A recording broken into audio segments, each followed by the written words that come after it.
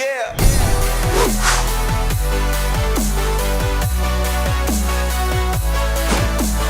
Welcome back to the Gridiron Expert. We are down to our final bowl game before the national championship as a disappointing LSU team takes on an inconsistent Kansas State team in the Texas Bowl. A bowl game where you can't help but wonder if motivation will be the ultimate difference maker. So again, guys, welcome back to the Gridiron Expert, ready to break down, predict, analyze everything you need to know for this Texas Bowl between the LSU Tigers and the Kansas State Wildcats. As always, make sure to continue to like, comment, subscribe, share our videos, and of course, check out everything down in the description below. If you want the spread pick for this Texas Bowl, if you want the spread pick for the national championship, if you want the spread pick for all the NFL playoff games, if you want the spread picks for everything we have to offer in 2022, both college and NFL content, the Gridiron Expert is the place for you guys. It's a one-time, low fee that will give you a year-long subscription. So if you buy now, you get it all the way through 2022, all of our 2022 content. And guys, we guarantee you're going to win because we win every year. We beat out over 80% of the national analysts every year. We've done each of the last three. We're doing it again now. So take advantage of it, guys. Join our team today. No need to wait. Just because the season's nearing an end doesn't mean you can't buy now because we've got NFL content and you'll already be on the team for next year. So take advantage of this opportunity, guys. Sign up today. Again, the link down in the description below. So this Texas Bowl, guys, we mentioned motivation being key, and obviously a major reason for that is what's going on at LSU right now. Ed Ogeron will not be coaching in this game. Of course, he and LSU mutually parted ways. They got rid of him, I guess we should say. And Brian Kelly from Notre Dame, now he's the head man in Baton Rouge. Of course, he's not coaching this game, though. LSU fans are anxious, ready to get this season over with and to begin the Brian Kelly era. Players are opting out, of course. Players are choosing not to play. They're going to be led by an interim head coach in this game, in Brad Davis. So a lot of question marks surrounding this LSU team. While Kansas State, it hasn't been the best year for them, but this is a chance to get a bowl win over an SEC team and finish with 8 wins. A lot at stake here, really, for both teams, but can't help but wonder if Kansas State wants it more. But we take a look at the offense, guys, and we'll start with LSU, a team that coming into this game has major quarterback questions. Their starter for the majority of the year, Max Johnson, a guy who threw for over 2,800 yards and 27 touchdowns, is transferring. Entered the transfer portal, so he's not playing. Miles Brennan, who we thought would be the starter potentially earlier in the year, he's not playing in this game. He was going to transfer and then decided to jump back in, decided to stay. So Miles Brennan not playing, but staying. So the most likely quarterback for this game is going to be a true freshman in Garrett Nussmeier, who threw for 329 yards, 2 touchdowns, and 2 interceptions this year. That's it. So you've got a true freshman quarterback starting your bowl game. At least he has thrown about 57 passes this year, 57 pass attempts, has a couple touchdowns. He's played in some meaningful games, played a decent amount in that Arkansas game. So that counts for something. But still, not exactly who you want under center for this game. Also factor in that he's going to be without one of LSU's top wide receivers, I guess you could say. A little bit down the list, but Trey Palmer will not be playing. He had 344 yards and 3 touchdowns. So you've got an inexperienced quarterback without a key pass catcher. I know he's no Kayshon Boutte or anything, but still, this is an LSU offense that I wouldn't be surprised at all to see maybe lean more heavily on the run to try to take that game out of Nussmeier's hands, or at least try to ease him into this game. Tyrion Davis-Price has over 1,000 yards on the year, 6 touchdowns. LSU only averaged 109.3 rushing yards per game, which isn't a good mark, but you could see them try to lean on that at least early on, try to establish it early on, to let Nussmeier settle in before maybe they turn him loose. LSU has nothing to lose here. Maybe turn him loose, allow him to chunk the ball deep, or at least set up some simple play action, intermediate passes to kind of get him comfortable, get his feet wet against Kansas State. The Wildcats on offense, they are expected to have their quarterback back in Skylar Thompson. He was injured in the final game of the year against Texas, but should be good to go now. Had over 1,800 passing yards on the year, 9 touchdowns to just 4 interceptions. But really the key playmaker for Kansas State, the guy, if you're an opposing defense who you have to stop, have to know where he is at all times, is Deuce Vaughn. Deuce Vaughn is Kansas State's offense. He's a do-it-all player. Over 1,200 rushing yards with 15 touchdowns. Over 470 reception yards with 3 more touchdowns. He's all over the place. Can do it on special teams, can do it in the passing game, can do it on the ground. He is so elusive and so dangerous. And that's who Kansas State has to play through offensively. This is an offense, guys, it's been mediocre, 195 passing yards per game, 160.7 rushing yards per game, but that rushing yard number is the key. Kansas State trying to establish a run, incorporate Deuce Vaughn as much as possible in this game will be the key in trying to exploit this LSU defense and put some points up on the board. Looking at LSU's defense, it hasn't been great this year. Hasn't been all that good. They've allowed 25.3 points per game, about 235 passing yards per game, and about 137 rushing yards per game. That, to me, is the key number because, again, it's a battle of Deuce Vaughn against everybody else. It's Deuce Vaughn against everybody else right now. How does he fare against his LSU defense? How well does LSU's defense do of knowing where he is and shutting him down and forcing Skylar Thompson or someone else to step up and try to win the game offensively for the Wildcats? That's what you're looking at here. LSU, though, they've allowed at least 115 rushing yards in 8 of the 12 games they've played. So that's not encouraging.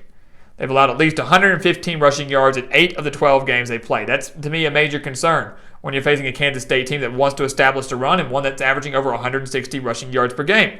To make matters worse for LSU, on top of that, they're going to be without some key playmakers. What else would you expect with a coaching change in a year that's been very disappointing where they only went 6-6? They're going to be without Damon Clark, their leading tackler at linebacker. 136 tackles on the year, 5.5 sacks and an interception. He's out, not playing. Leading tackler, gone. They're also going to be without Neil Farrell Jr. on that defensive line. Had 45 tackles and 2 sacks. So you've got 2 key playmakers, one in each level. The first level of the defensive line, second level with the linebackers. They're going to be gone. 2 key playmakers that are huge in terms of stopping the run, in terms of creating pressure on the opposing quarterback. Neither of them will be playing in this bowl game.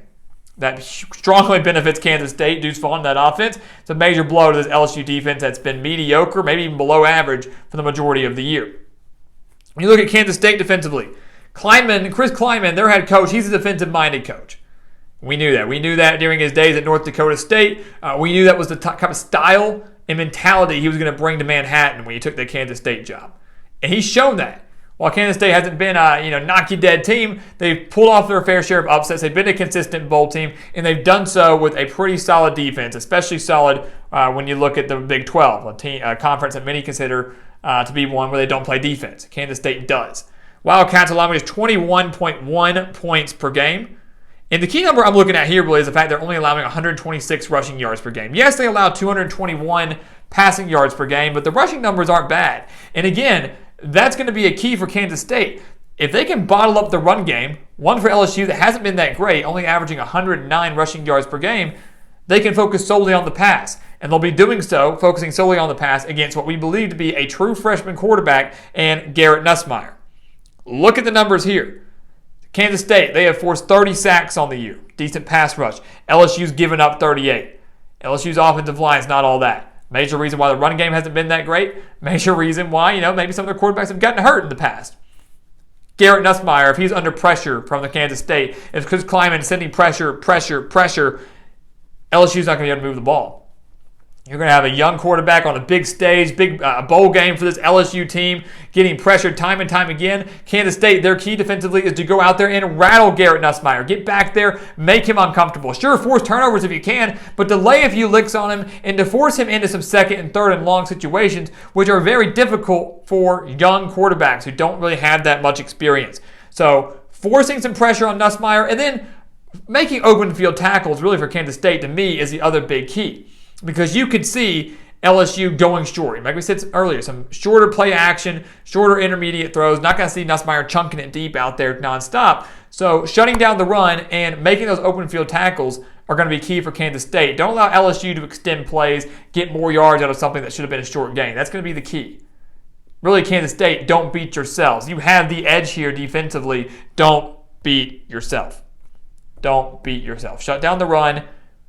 Be disciplined. Pressure the quarterback a little bit, open field tackles, you're going to be fine. That's going to be the key for Kansas State. And again, all that's easier said than done. We say all that, and of course, that's the one thing that doesn't happen.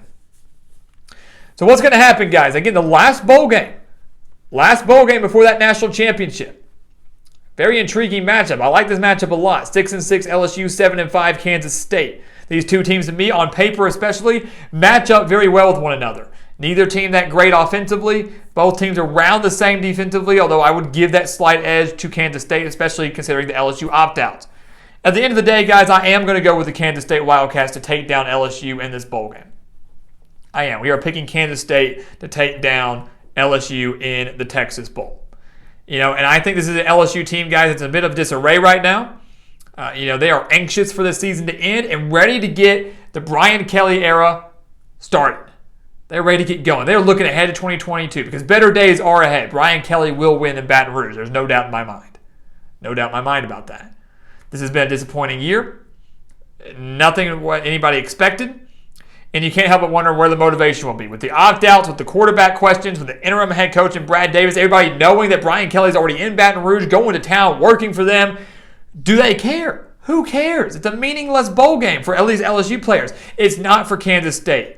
They have a chance to win their 8th game. They have a chance to carry momentum in next year. They're going to retain their head coach. They're going to be looking to make an impact in the Big 12 next year. All of that can get kick-started with a win over what I still believe to be a quality SEC opponent.